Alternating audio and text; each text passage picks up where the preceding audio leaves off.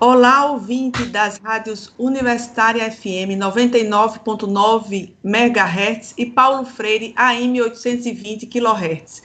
E você que nos acompanha pela transmissão ao vivo no Facebook. Dados da Covid-19 no Brasil mostram que o Nordeste se destaca na quantidade de casos registrados no país. É a primeira região em número de casos proporcionalmente à sua população. Para ajudar a enfrentar a pandemia, o Consórcio Nordeste criou o Comitê Científico, responsável por fazer pesquisas e recomendações. Assim, os governadores podem tomar decisões baseadas na ciência. É sobre a situação da doença no Nordeste e a atuação do Comitê Científico que vamos conversar hoje.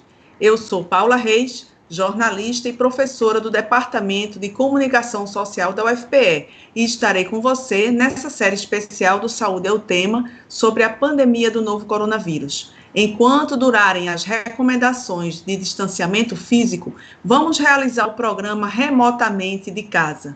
Lembro que, além de transmitida nas rádios universitárias, FM e AM da UFPE e ao vivo pelo Facebook, esta edição fica disponível no formato de podcast no site radiopaulofreire.fpe.br. Também fica disponível nas plataformas digitais. É só procurar Saúde é o Tema para encontrar o podcast na plataforma de sua preferência. Convido você também a participar desta conversa ao vivo aqui no Facebook, comentando e enviando perguntas. Interaja com a gente. Nesta 8ª edição do Saúde é o Tema, especial coronavírus, sobre a Covid-19 no Nordeste, vamos conversar com um dos coordenadores do Comitê Científico de Combate ao Coronavírus, do Consórcio Nordeste, ex-ministro da Ciência e Tecnologia, professor do Departamento de Física da UFPE, Sérgio Rezende. Olá, professor, obrigada pela disposição em participar da nossa conversa hoje. Olá, Paula, quero cumprimentar todos os ouvintes da nossa rádio Paulo Freire e dizer que eu estou muito satisfeito de poder conversar com vocês sobre essa pandemia que está afetando a todos nós.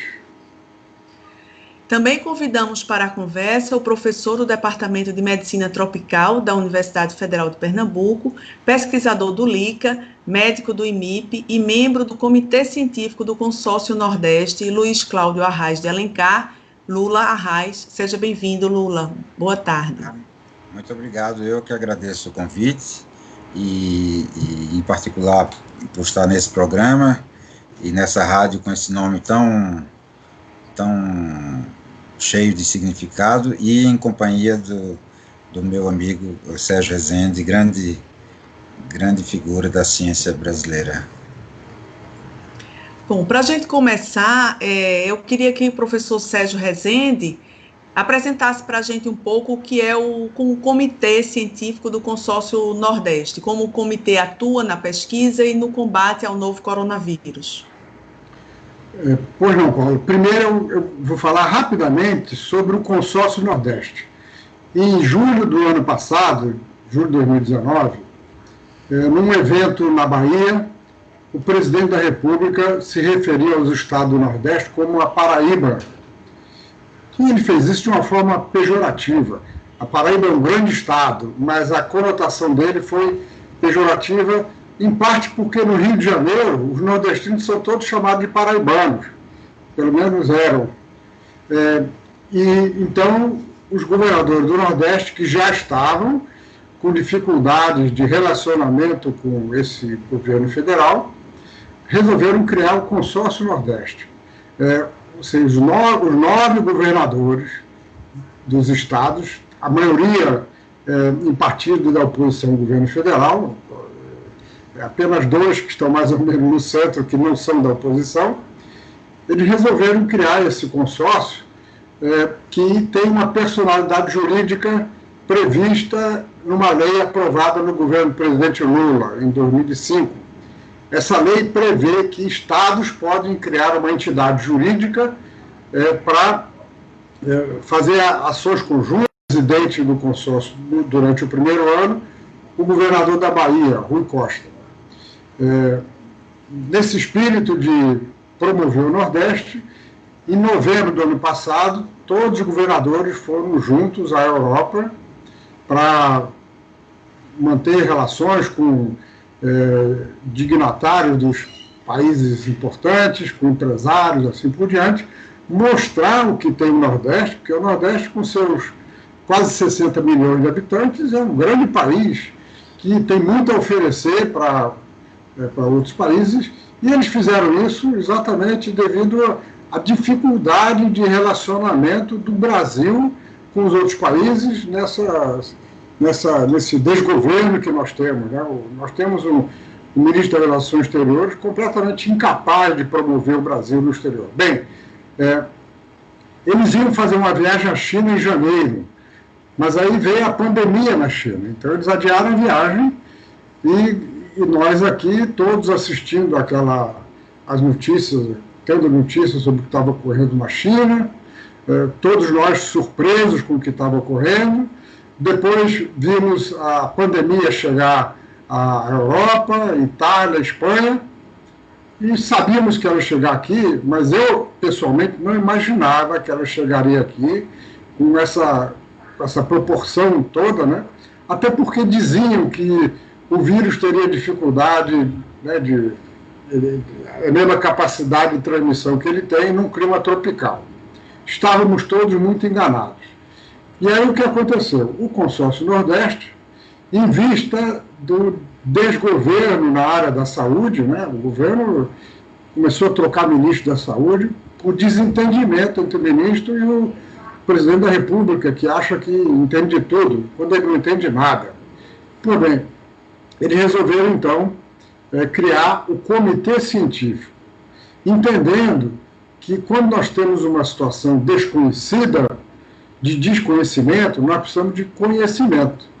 E conhecimento, que é a palavra que o doutor Arras usava para ciência, ciência é exatamente conhecimento em latim. E o doutor Arras chamava a ciência de conhecimento, com toda a razão, né? Então, o consórcio resolveu criar esse comitê científico. Eu fui convidado para ser um dos coordenadores, juntamente com o Carlos Gabas, que foi ministro da Previdência do governo Dilma, e que faz o papel de... Ele é secretário executivo do Consórcio Nordeste, e ele ajuda o comitê na gestão.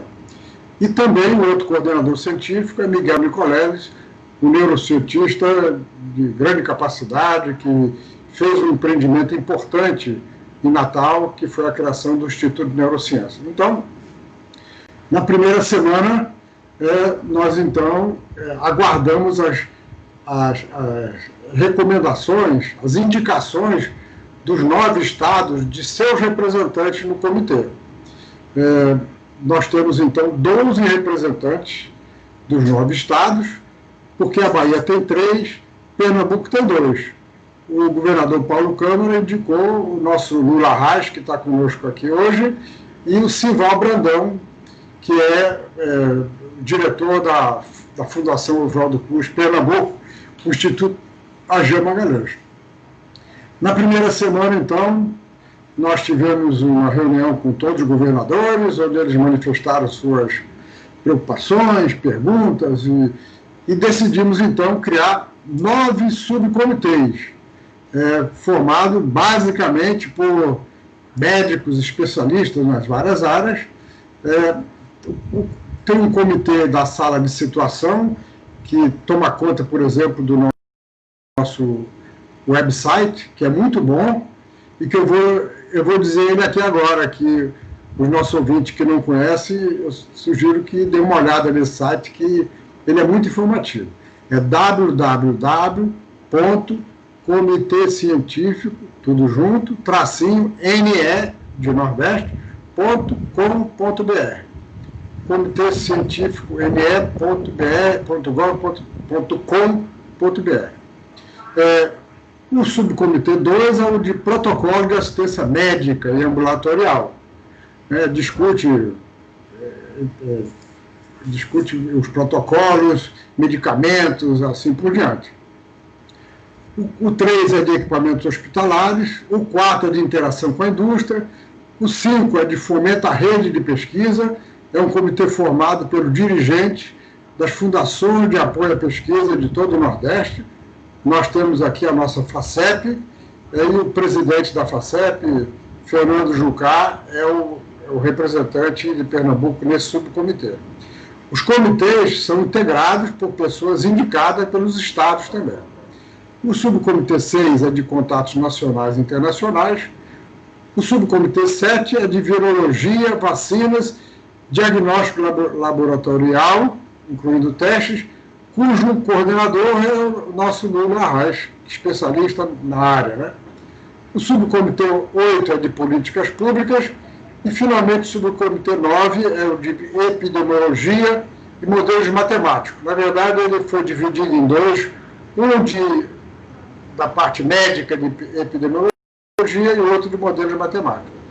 Então, esses subcomitês trocam informações o tempo todo, pela WhatsApp, pela internet, assim por diante, e eles fazem recomendações.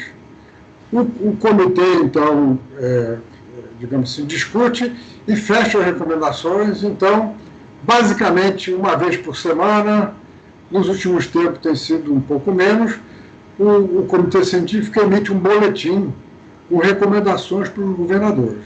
Então, é essa a nossa forma de atuação. Nossos subcomitês tratam de todos os temas, e aqueles para os quais nós temos uma recomendação específica, isso é colocado no boletim. Os boletins vão para os governadores na mesma hora e eles ficam disponíveis no site. O site que eu mencionei tem o nome dos integrantes de todos os subcomitês, tem todos os boletins e muitas outras informações. Então, o que nós estamos fazendo, concluindo, é exatamente usar a ciência, o conhecimento para combater os efeitos dessa pandemia. Nós vamos divulgar o site nas nossas redes sociais, o site do Comitê Científico. Lula, em relação ao Nordeste, a doença no Nordeste, como é que está o Nordeste? Ele está, assim, em números relativos à população, está com muitos casos, né? A região de maior quantidade de casos. Mas, enfim, o que é que mais preocupa, o que é que mais chama a atenção da situação do Nordeste? Olha, essa pandemia, aqui no caso no Brasil, essa epidemia, tem a cara do Brasil, né? A cara, ela realçou de uma maneira gritante, já era muito gritante, mas se tornou uma coisa, eu diria, aberrante, a desigualdade social. Então, a situação é grave no país inteiro. O Brasil, em termos relativos, é o primeiro do mundo, já ultrapassa os Estados Unidos.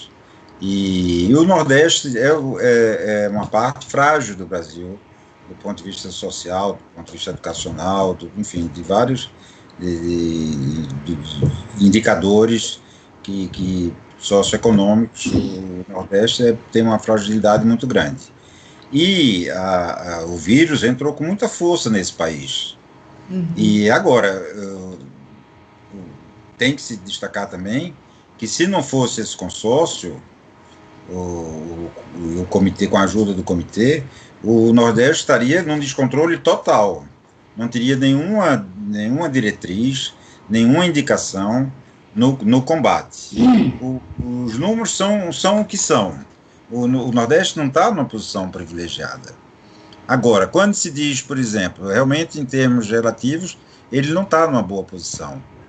Isso acontece nas regiões mais pobres. Em Nova York, morre-se mais gente no Bronx do que em Manhattan. No Rio de Janeiro, morre-se mais gente nos morros, nas periferias, do que na Zona Sul. O isolamento social, mesmo no lockdown aqui de Pernambuco, foi de 65% a 67%. Nos bairros do Recife, como se chama, como no Rio se chama asfalto, enfim. Nos bairros de classe média, vamos dizer, com as palavras que se deve, e na periferia foi de 35%, que as pessoas têm dificuldades diversas de se isolar socialmente. Então, esses números são muito maiores na periferia do que nos bairros. Nos bairros estão com um controle muito melhor. não digo excelente, mas merece ainda muito cuidado.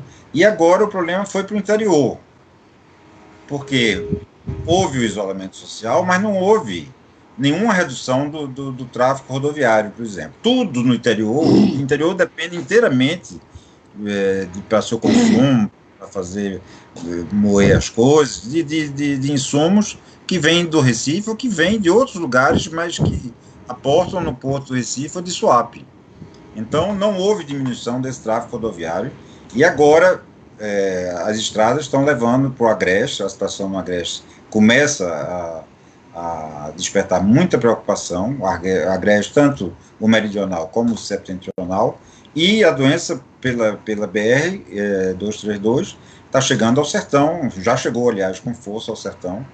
Isso é uma preocupação muito grande, porque não tem a mesma infraestrutura de tratamento, está se montando hospitais de campanhas, mas Recife é uma cidade que tem um grau de complexidade médica muito maior do que qualquer cidade do interior. Então, o medo é as pessoas morrerem em casa, né? E é uma doença muito traiçoeira, muito dinâmica. Às vezes a pessoa já se sente melhor e tem uma complicação no 10º dia. Então, temos que estar atentos a isso, a essa parte do cuidado médico nesses lugares mais frágeis, onde a população precisaria de mais cuidado. Quer dizer, a população que mais precisa de cuidado é a que está em regiões mais remotas e mais difíceis. Quais são professor Sérgio, quais são os lugares ou as cidades que mais chamam a atenção pelo número de casos e que preocupam mais, né? Acende, né, a luz vermelha de preocupação aí da pesquisa e dos governos. Paula, como Lula disse bem, né, a situação inicialmente foi muito complicada em Recife, na região metropolitana, porque esse vírus tem essa característica. O vírus é levado por pessoas. Então, Recife tem um aeroporto muito grande, o maior do Nordeste, então ela chegou aqui, chegou no Recife, né? E chegou na classe média e classe alta, que é quem viaja, né? Então, gradualmente, ela foi se espalhando, e foi espalhando para periferias, e o transporte terrestre foi levando para o interior. Então, está acontecendo o seguinte: claramente, Recife já passou por um pico. Aliás, não é só Recife. Mesmo com o aumento do interior, o estado de Pernambuco passou por um pico no mês de maio. As curvas mostram isso claramente. Mas hoje, as cidades que preocupam são cidades do interior. Então, se os ouvintes entrarem no site do comitê, eles vão ter uma visão dinâmica e vão ver, então, por exemplo, que as 5 cidades onde o número de casos aumentou relativamente, está aumentando relativamente numa velocidade maior, são Caruaru, uma cidade de porte médio, a principal cidade do Agreste, mas municípios menores, como Timbaúba, Tacaimbó, Quipapá e Lagoa dos Gatos. Essas 5 cidades, essas 4 cidades, mais Caruaru, são cidades em que o número de casos aumentou muito nas últimas 2 semanas. Antes disso, nós vimos também um crescimento claro em outras cidades, até a cidade dos índios lá, Águas Belas, foi motivo de chamar a atenção, porque, de repente, começaram a aparecer casos em Águas Belas. E a explicação que nós tivemos outro dia por um médico é que chegou um ônibus de São Paulo, que trazendo, sei lá, 40, 50 pessoas, devia ter um infectado no começo da viagem. Quando esse ônibus chegou em Águas Belas, tinham 20 infectados. Então, de repente, Águas Belas passou a ter 10 casos, 20, chegou a 100 casos. Ou seja, em 2 semanas, o número de casos multiplicou por 10. Então, como o Lula disse, esse vírus tem uma capacidade de transmissão surpreendente, né, muito grande. Mas, resumindo, essas são as 5 cidades que mais chamam a atenção no momento no estado de Pernambuco. Uhum. Lula, em relação, o professor Sérgio falou do pico, né, que Recife teve um pico aí em maio, isso que eu ia perguntar, qual é a nossa situação em relação a isso? Depois que acontece esse pico, a gente pode começar um pouco, respirar um pouco mais aliviado em algumas regiões como o Recife, e que isso vai diminuindo ou não se pode dizer nada ainda a respeito, né? Qual é Veja só, o que é que pode dizer sobre isso, né? O que é que significa quando a gente diz passamos por um pico, né? Mas isso é aquele pico, né? Temos que ter cuidado e ter a consciência de que a abertura, ainda que muito prudente, como é o caso, e racional, ela tem que ser bem monitorada, porque a pandemia não terminou. Então, o isolamento social, ele deve ser mantido, e essas saídas permitidas hoje para alguns lugares, para algumas atividades, lojas com barbearias, lojas com menos de 200 metros quadrados, etc., elas têm que ser monitoradas de perto. E as saídas devem ser estritamente necessárias. Ninguém ainda não está permitido uma vida normal e passeios sem um motivo específico. Isso fica bem claro que nós não estamos nesse ponto, e a gente só estaria armado e com um sistema de testagem muito bom. Vou citar um exemplo. A França chegou em sua fase 3 de relaxamento social. Uma escola detectou uma criança pequena, de 5 anos, com Covid. 80 pessoas foram testadas por conta dessa criança e 4 detectadas como positivas foram isoladas. Então, tudo tem que ser feito assim que o isolamento ele é relaxado, entra uma fase que do monitoramento tem que ser muito rígido. Então, por exemplo, Pequim, nós vimos ontem Pequim, 100 casos, fez a cidade de Pequim, que é uma cidade de 15 milhões de habitantes, ser fechada ontem, e uma população gigantesca ser testada. Está sendo testada hoje, ainda durante o dia, e vai ser testada durante toda a semana. É um fechamento de uma semana. Então, assim, tudo hoje vai ser permitido a partir de segunda-feira, as igrejas, mas com regras, com distanciamento social, com o uso de máscara, com o uso de higienizantes, quer dizer, o mais usado e o mais apropriado, o álcool 70, né, a 70 graus, e isso tudo tem que ser mantido.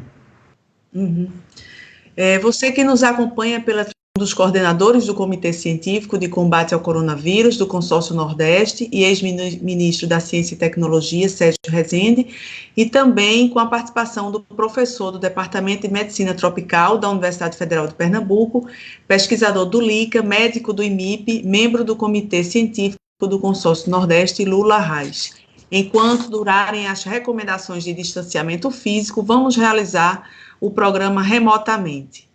Bom, desde abril, o Comitê Científico defende, né, a criação de brigadas de saúde emergenciais em todo o Nordeste. Como seria essa brigada? Ainda está sendo pensado isso ou não? Como é que essas brigadas funcionariam? Professor Sérgio? Paula, foi uma recomendação que nós fizemos já há várias semanas, porque estava bem conhecido que em vários municípios do Nordeste faltam médicos. Aliás, o número de médicos, os médicos de alguns municípios eram os médicos daquele programa Mais Médicos, criado no governo da presidente Dilma, e que foi extinto pelo atual governo. Aquele programa foi criado, ele foi aberto para todos os médicos brasileiros, mas, na verdade, temos um problema, né, no Brasil. Grande parte dos estudantes de medicina vem de classe média, vêm das cidades maiores, então a tendência é ficar nas cidades maiores. É difícil você encontrar médicos que queiram ir para o interior. Retornam para lá alguns que já são do interior. E muitos do interior estudam na capital e depois não querem voltar para lá. Por outro lado, nós sabemos da disponibilidade de médicos cubanos. Cuba tem um sistema de ensino nas áreas médicas e biológicas que é dos melhores do mundo. E eles formam médicos de família, né? Os médicos que têm um papel muito importante porque eles exercem uma medicina preventiva. Então, nós chegamos a ter 10 mil médicos cubanos. E esse desgoverno, então, acabou com esse programa. Alguns municípios deixaram de ter médico. Por outro lado, nós sabemos que tem cerca de 15 mil médicos no Brasil, formados no exterior, e que não têm um diploma reconhecido no Brasil. O reconhecimento do diploma é feito a partir da aprovação num exame que chama Revalida, aplicado pelo Ministério da Saúde. Só que esse exame já não é aplicado há 2 anos. Então, nós temos uma situação absurda de médicos formados em países com boas escolas de medicina que não podem legalmente exercer a profissão. Então, a nossa recomendação foi que os estados descobrissem uma forma de médicos, também estudantes de medicina que estão concluindo agora, da forma que for possível. O ideal seria ter um reconhecimento do diploma deles, daqueles que possam, por um sistema qualquer, ser avaliados. Mas o reconhecimento do diploma, ele exige a aprovação do Ministério da Educação, isso não era possível conseguir. Então, a recomendação é que os estados descobrissem uma forma de contratar essas pessoas, até com outro nome. Se não pode chamar de médico, chama de agente de saúde. E alguns estados fizeram isso. O estado do Maranhão, logo, publicou um edital convocando pessoas de várias, desse tipo que eu falei, para trabalhar nas frentes de saúde. Então, nós chamamos isso de Brigada da Saúde. Então, a Brigada da Saúde foram implantadas em alguns estados. Aqui em Pernambuco, elas não foram implantadas e nós tivemos a justificativa do governo de que, na verdade, não faltam médicos em Pernambuco. Certamente no Recife não faltam em muitas cidades. Acredito que o governo tenha tomado essa posição, tendo a informação detalhada do que se passa no estado como um todo. Mas, como eu falei, o Maranhão e o Piauí implantaram suas brigadas de saúde. O objetivo era esse, então, ter mais gente para poder atuar junto, principalmente, né, no sistema público de saúde. Uhum. Lula, no dia 1º de junho de 2020, o Comitê Científico publicou um boletim em que faz o levantamento dos casos do coronavírus no Nordeste, e no final do boletim o comitê recomendou a exclusão total do uso da cloroquina no tratamento dos pacientes com Covid-19, em qualquer situação. O que levou à recomendação da exclusão total deste medicamento? Veja só, esse debate sobre... Eu primeiro queria acrescentar uma coisa ao que o professor Sérgio disse. É o seguinte, é um absurdo a negação da validação dos diplomas desses médicos. A Faculdade de Medicina de Buenos Aires, muitos são formados lá, ela tem a mesma nota nesse ranking internacional da USP, por exemplo. Então, eu conheço dois médicos formados pela Faculdade de Medicina de Buenos Aires, que não podem exercer a medicina aqui. A Faculdade de Lima é de 1500 e pouco. A primeira do Brasil foi no século XIX, na Bahia, no final do século. Então, a gente joga contra dois grandes inimigos, o vírus e o governo federal. Essa coisa da cloroquina é uma coisa assim que sai do racional completamente. Isso é um debate do mês de março. Depois disso, foram se acumulando evidências médicas de que a cloroquina não tinha nenhum efeito, nem a cloroquina, nem a hidroxicloroquina. que é uma variável química da molécula original. E depois há evidências de que ela prejudique. Então, o último absurdo anteontem, o FDA, o Food and Drug Administration, que é a Anvisa americana e que tem um poder enorme, ela pôs um ponto final à cloroquina, diante de inúmeros artigos. Não é uma questão de opinião, é uma questão de evidência, de dados, e ficam os outros com palpites, com histeria coletiva de quem defende a cloroquina, quem não defende, coisa. Não é isso. Eu adoraria que a cloroquina funcionasse, porque é um remédio barato e poderia ser dado a todo no mundo inteiro, mas não serve. Serve para a malária viva, que se nem falcípora serve. Então, o Brasil recebe uma doação americana de 2 milhões e bota no kit de tratamento do Covid-19 a cloroquina, e diz que é uma questão de humanidade, ou de falta de atenção, de um crime grave não prescrever. Isso é um absurdo completo. As pessoas morrem por usar esses medicamentos. E então, assim, eu tinha jurado que nunca mais iria falar de cloroquina, mas como a gente está aqui num programa que precisa ser... Muitas vezes eu me lembro da minha velha sala de anatomia, alguém botou assim, para aprender anatomia, e ficou como ninguém nunca apagou esses dizeres, ficou, aprender anatomia é aprender 20 vezes e esquecer 19.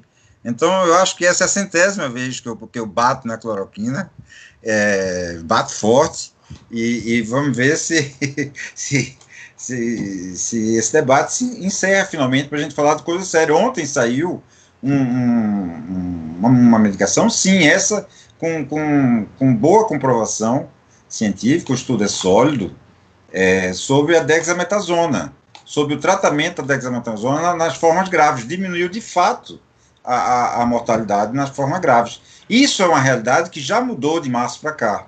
A mortalidade dos casos graves caiu mais da metade, pelo entendimento dos mecanismos de doença da forma grave, da hipercoagulação, então se dá anticoagulante, e da hiperinflamação, se dá anti-inflamatórios, que são, o corticoide é um dos mais poderosos, pode se dar também bloqueadores de gama-interferon ou outros, mas o corticoide agiu, esse dexametasona agiu, já se vinha dando o corticoide de maneira empírica, porque diante de uma hiperinflamação, se fazia até pulsoterapia. Pulsoterapia é corticoide em altas doses nos pacientes, e eles melhoram. E a anticoagulação precoce, que é um protocolo do Sírio-Libanês, que foi adotado pelo Mount Sinai Hospital de Nova York, e estão trabalhando em conjunto, diminui muito a ida dos pacientes internados à UTI. Eles ficam numa ala intermediária. E na UTI diminui muito a mortalidade, quando aplicados precocemente. Agora, a cloroquina, não. Não, é importante o senhor deixar isso bem claro, porque a gente está nessa cruzada contra as fake news, não é? Então, é bom que fique bem claro que nem se deve mais falar nisso.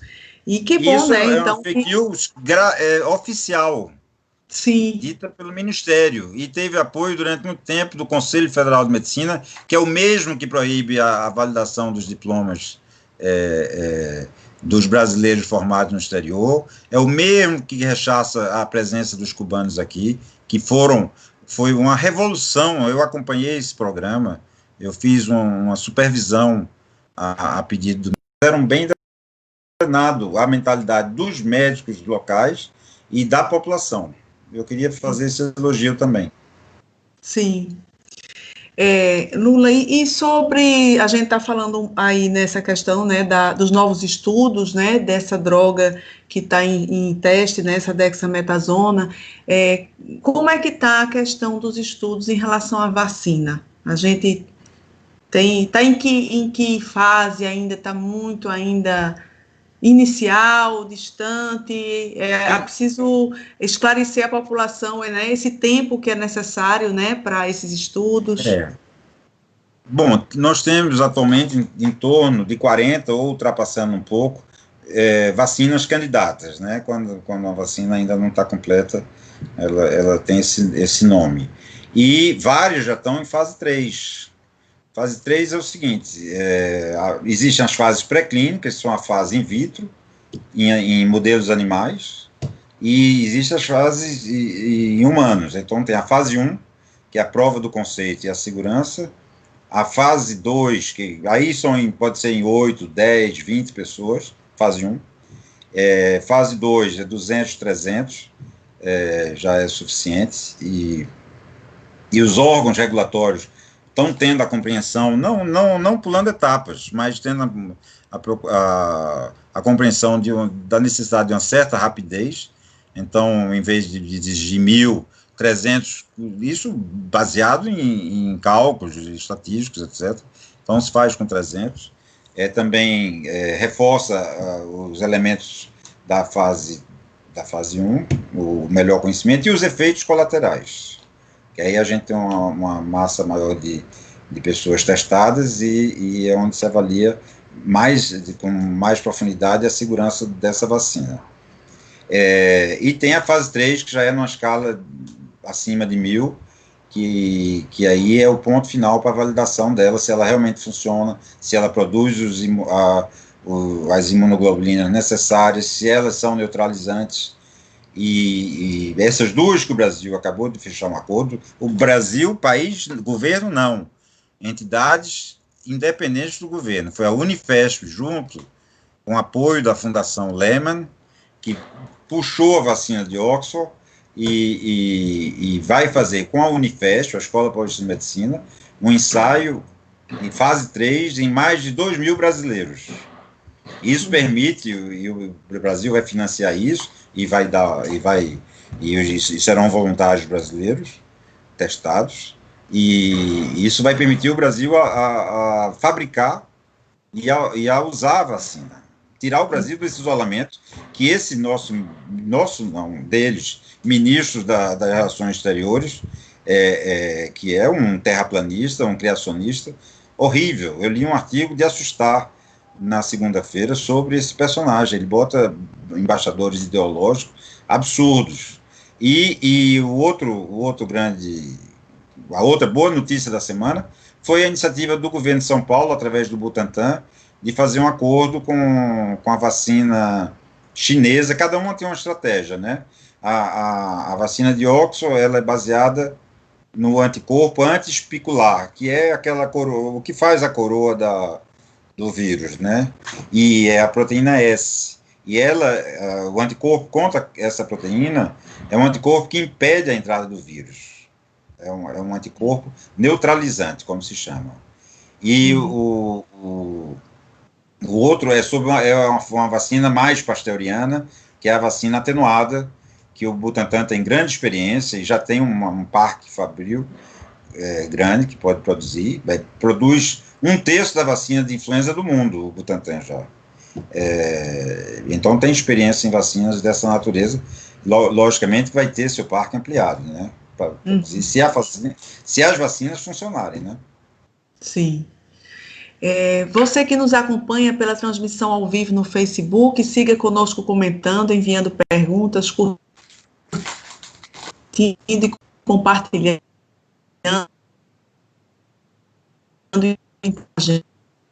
o tema do Comitê Científico do Consórcio Nordeste, Sérgio Rezende, e com o professor do Departamento de Medicina Tropical, da UFRJ, pesquisador do LICA e médico do IMIP, e também membro do Comitê Científico do Consórcio Nordeste, Lula Arraes. Enquanto durarem as recomendações de distanciamento físico, vamos realizar o programa remotamente.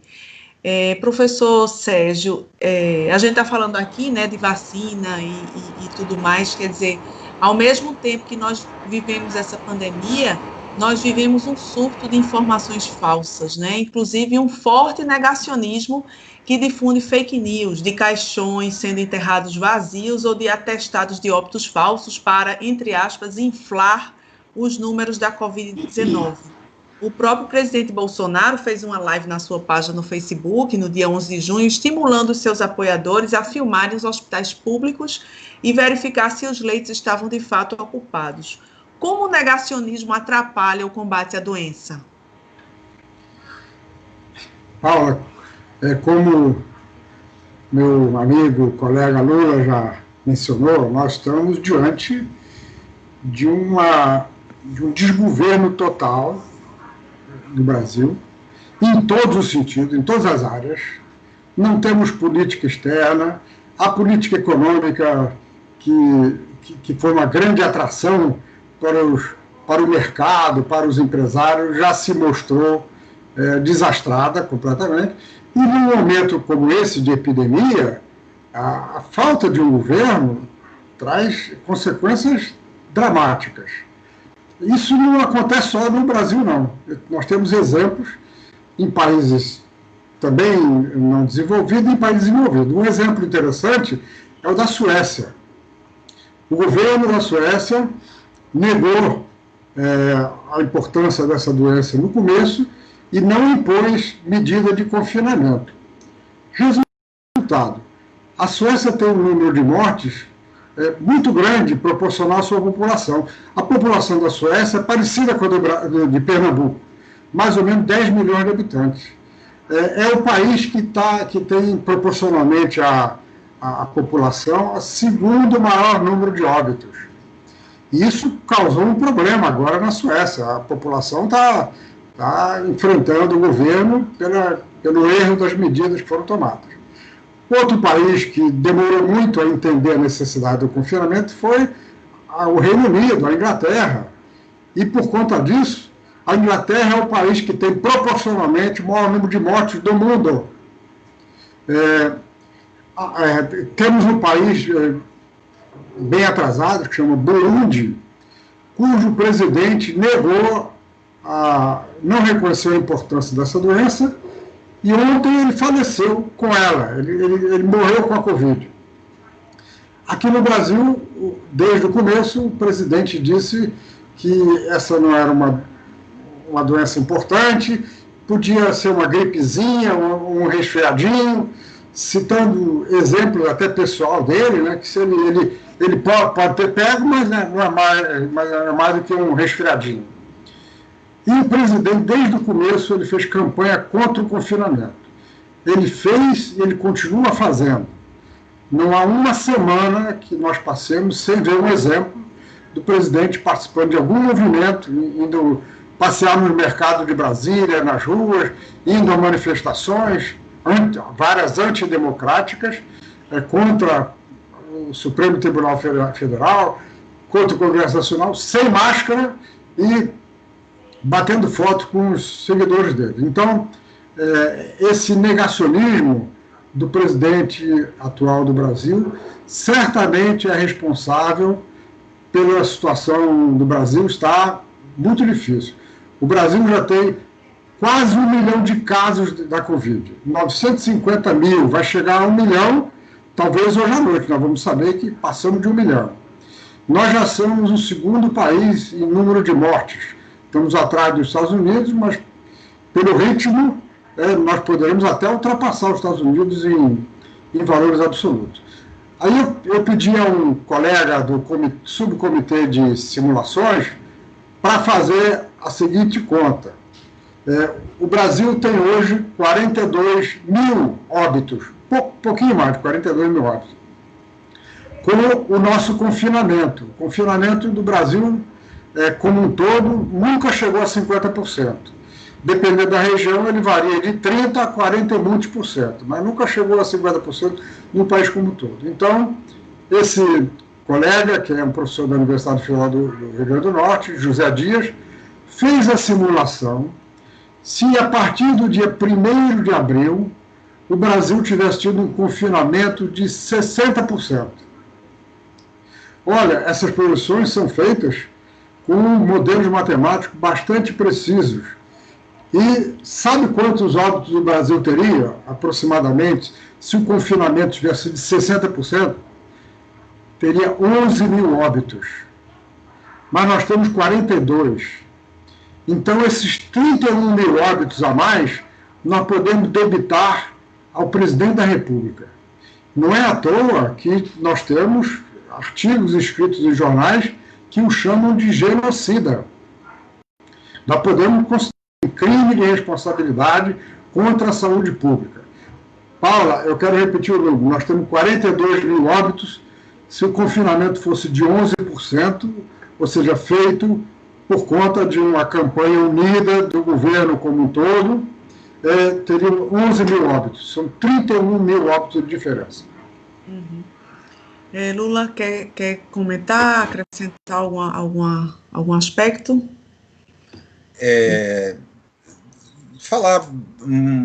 Acrescentar algum dado sobre esse desgoverno e essa situação realmente dolorosa que o Brasil vem atravessando. Por exemplo, comentou-se aqui rapidamente a importância da testagem, né?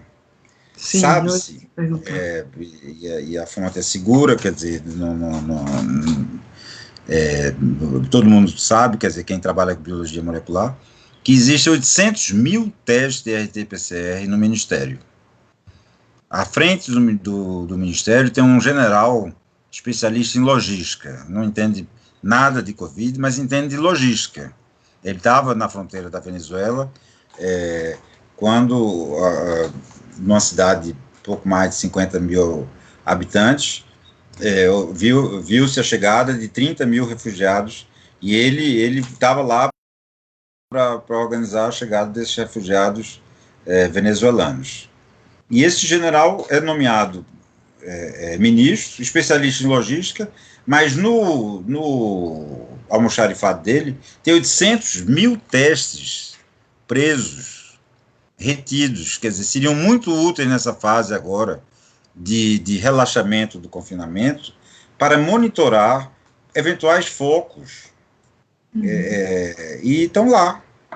Então, como é que se pode trabalhar com tanta gente jogando contra? Porque não é possível isso. Aqui nos laboratórios de referência chegou a faltar teste, no Rio de Janeiro, em São Paulo. São Paulo menos, que São Paulo tem um caixa próprio, mas o Rio ficou sem teste durante uma semana. Uhum. Então, um acúmulo muito grande de testes. Queria acrescentar isso. Eu digo isso com muita tristeza, mas é a verdade. Eu queria perguntar sobre isso, quer dizer, a importância da testagem para entender melhor a doença e enfim, a sua dimensão, não é? E também a subnotificação. Como é que assim, nós estamos trabalhando no escuro.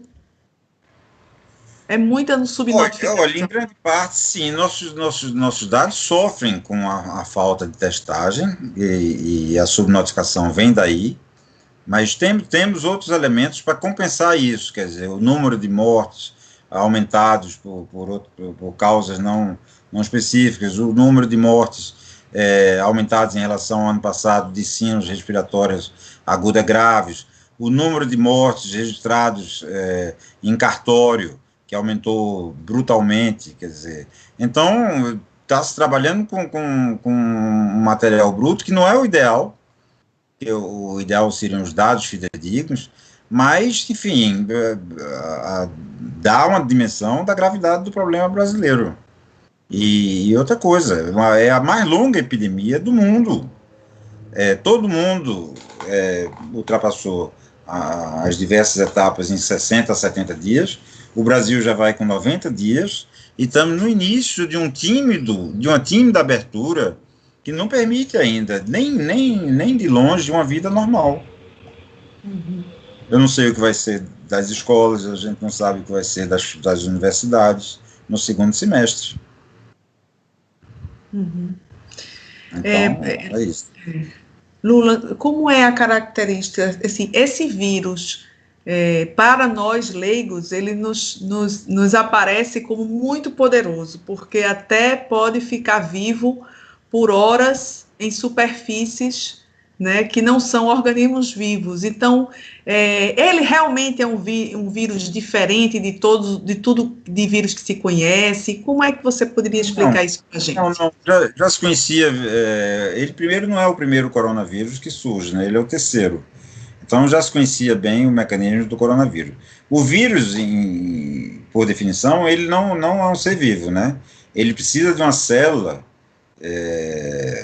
de animal, humana, para replicar seu material genético. No caso do material do coronavírus, é um RNA, que aproveita do DNA humano. Ele não há registro de reservatório animal até agora, como acontece com a dengue, que tem os macacos, etc., e que fazem perpetuar a dengue no Brasil há mais de 30 anos. Nós vivemos uma endemia de dengue em níveis altos há 30 anos. Mas o grande, Sérgio já mencionou isso, o grande fator é de pessoa a pessoa. O resto é periférico, como são as pessoas que transmitem às outras o vírus. Ele tem uma altíssima contagiosidade? Tem. Cada pessoa infectada tem um potencial de infectar 3 a 4 outras pessoas. Muito, muito longe do sarampo, que é 1 para 18. Mais longe ainda da varicela, que passa às vezes 30, 1 para 30. Mas são vírus que hoje tem vacina, né? E então tudo caminha para a vacina, realmente. Sem a vacina, nós vamos ficar nessa vida, como é que se diz, o novo normal, né? E que é longe de ser o desejado, muito longe. Mas a gente tem que conviver com isso. O que é precioso no isolamento social é que a gente vai acumulando conhecimento, vai preservando as estruturas de saúde e vamos preservando vidas, como o Sérgio falou. Se tivesse um isolamento mais bem feito, seriam 30 mil mortes a menos do que ocorreu. E isso a gente convive todo domingo. Assim, por higiene mental, eu não assisto mais o presidente da República em nenhum veículo de comunicação. E isso tem me dado uma tranquilidade enorme. Mas obviamente, ele entra por cá, a gente abre uma matéria e coisa. Eu estou brincando, mas é um desrespeito total à população brasileira, ao povo brasileiro, à nação brasileira, o que ele faz. Estamos chegando a 50 mil mortes, desculpe, e não houve uma palavra de compaixão, de nada. Quando o Brasil completou 10 mil mortes, a Espanha decretou luto oficial. O Brasil não.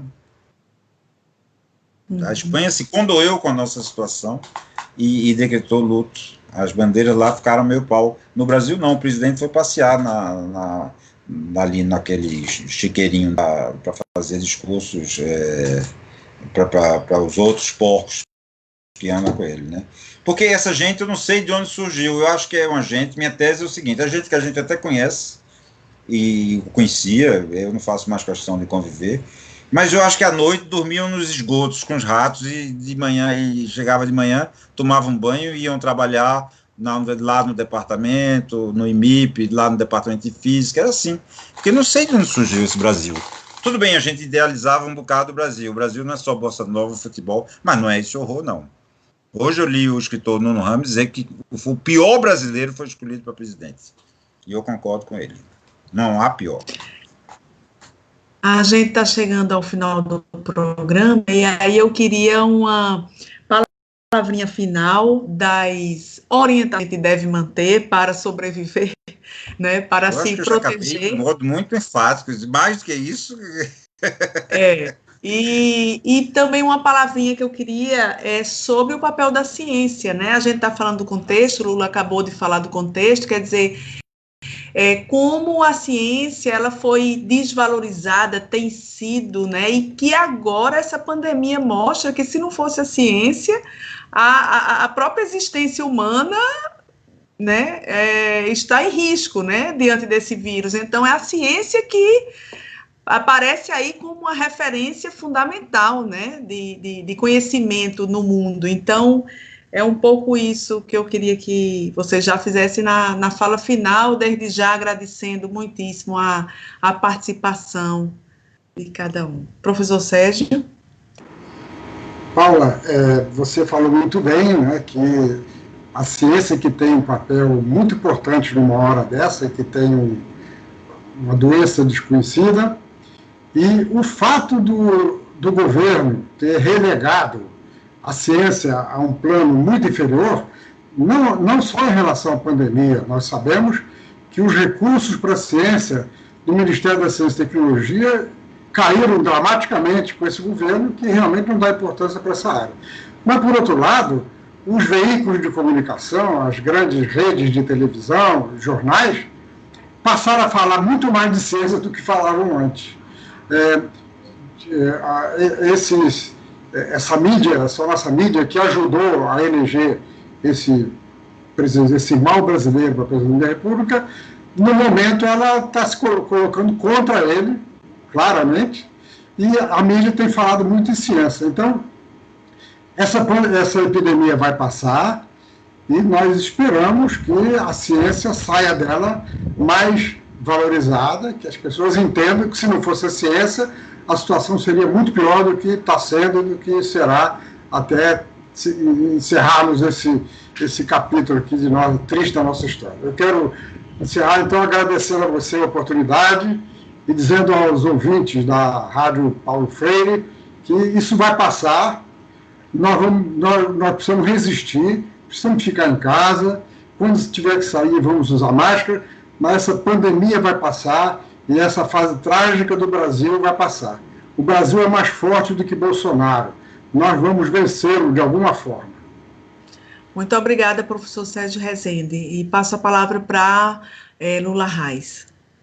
Eu também queria acabar com algumas palavras de esperança, assim, no próprio comitê, mas em outras áreas em que eu tenho circulado, tenho tido notícia, há uma nova geração que foi formada nos governos Lula e Dilma. Universidades do interior, o Sérgio teve um papel importantíssimo nisso, de valorizar a ciência, em diversas áreas. Então, eu conheço professores excelentes em Oeiras. Eu tenho um amigo de Oeiras, não quero que ele me pegue, que ele me leve a mal. Mas em Oeiras é no sertão do Piauí. E hoje esses professores, eu conheço um gaúcho, conheço um carioca, estão montando um grupo interessantíssimo lá. É uma cidade muito pequenininha, e é uma universidade estadual. Feira de Santana, hoje, tem gente muito bem formada.